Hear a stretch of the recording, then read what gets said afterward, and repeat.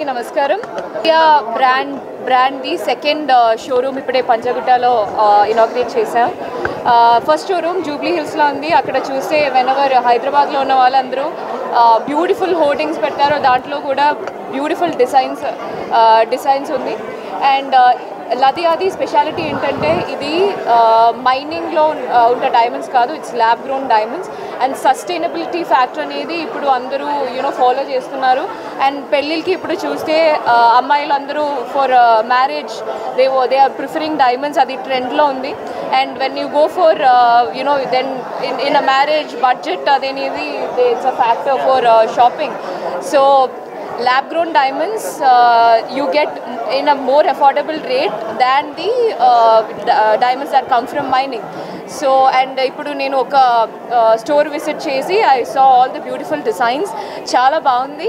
So whenever any functions in your house and diamonds ishtapade vallandaru ladiyalo vachesi do a shopping మనస్ఫూర్తిగా you'll be happy shopping tarvata, and also budget kuda it will be fitting into your budget. Hi Andy. Today we are launching the second store of Ladia at Panjagutta. Ladia means lab grown diamonds. Lab grown diamonds are the new gen diamonds which are created in labs with very good skilled scientists. We have more than 1,000 plus exclusive designs in necklaces, bangles, earrings, pendants, and every single jewelry set that you can find.